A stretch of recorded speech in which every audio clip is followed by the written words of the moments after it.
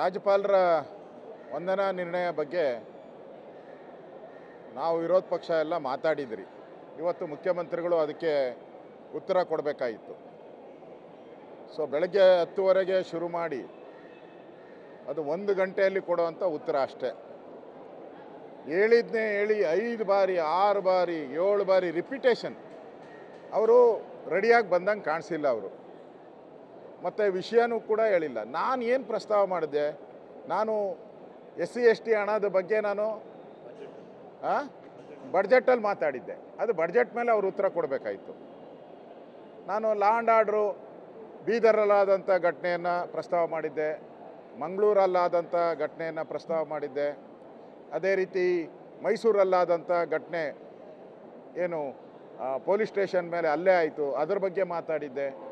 ಹುಬ್ಳಿ ಕೇಸ್ಗಳನ್ನು ವಾಪಸ್ ತೆಗೆದಿದ್ದು, ಮೈಕ್ರೋ ಫೈನಾನ್ಸಲ್ಲಿ 30 ಜನ ಸತ್ತಿದ್ದಾರೆ, ಇದ್ರ ಬಗ್ಗೆ ನಾನು ಮಾತಾಡಿದ್ದು ಏನೂ ಇಲ್ಲ. ಅದ್ರ ಬಗ್ಗೆ ಏನೂ ಇಲ್ಲ. ಇವರು ಬರೀ SC/ST ಹಣ ದುರುಪಯೋಗ ಏನು ಮಾಡಿದ್ದಾರೆ ಅದನ್ನು ಮುಚ್ಚಾಕಬೇಕಾಯಿತು. ಇನ್ನು ಬಡ್ಜೆಟ್ ರಿಪ್ಲೈವರೆಗೂ ಯಾಕೆ ಕಾಯೋದು ಅಂದ್ಬಿಟ್ಟು ಈಗಲೇ ಉತ್ತರ ಕೊಡೋಕ್ಕೆ ಶುರು ಮಾಡಿದ್ರು. ಸ್ವಲ್ಪ ಕೊಡ್ತೀನಿ ಅಂತೇಳಿ ಸುಮಾರು 3 ಗಂಟೆಗಳ ಕಾಲ ಉತ್ತರ ಕೊಟ್ಟಿದ್ದಾರೆ. ಟೋಟಲಿ 5 ಗಂಟೆ ಮಾತಾಡಿದ್ದಾರೆ. ಏನೂ ಇಲ್ಲ, ಸಂತೆ ಭಾಷಣ ಥರ ಅದು, ಏನೂ ಇಲ್ಲ ಅದರಲ್ಲಿ. ಅಂದರೆ ಸದನ ಅವರಿಗೆ ನಡಿಬಾರ್ದು.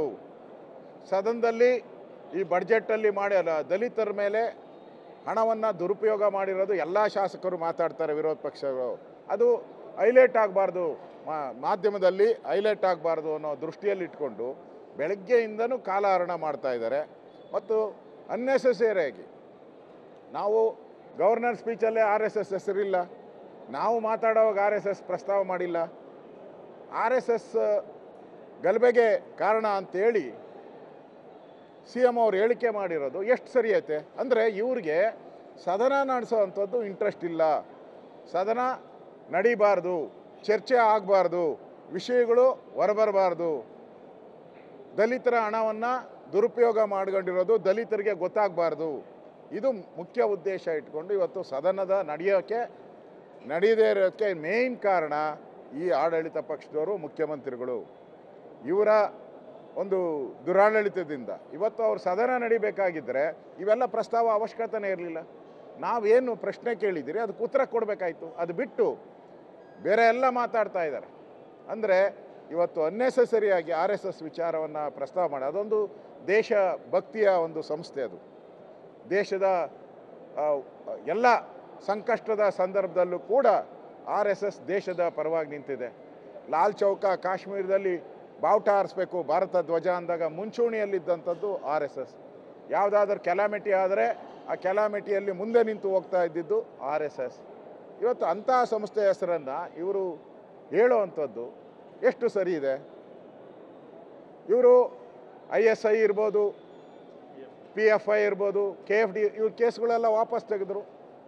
ಇವ್ರು ಯಾರ ಪರ ಇದ್ದಾರೆ? ಇವರು ಪಾಕಿಸ್ತಾನ್ ಜಿಂದಾಬಾದ್ ಅಂದರು. ಇಲ್ಲಿ ಏನು ಕ್ರಮ ಇಲ್ಲ. ನನ್ನೇನು ರಾಮನಗರದಲ್ಲಿ ಮತ್ತೆ ಪಾಕಿಸ್ತಾನದ ಬಗ್ಗೆ ಮಾತಾಡಿದ್ದಾರೆ ಜಿಂದಾಬಾದ್ ಅಂತ.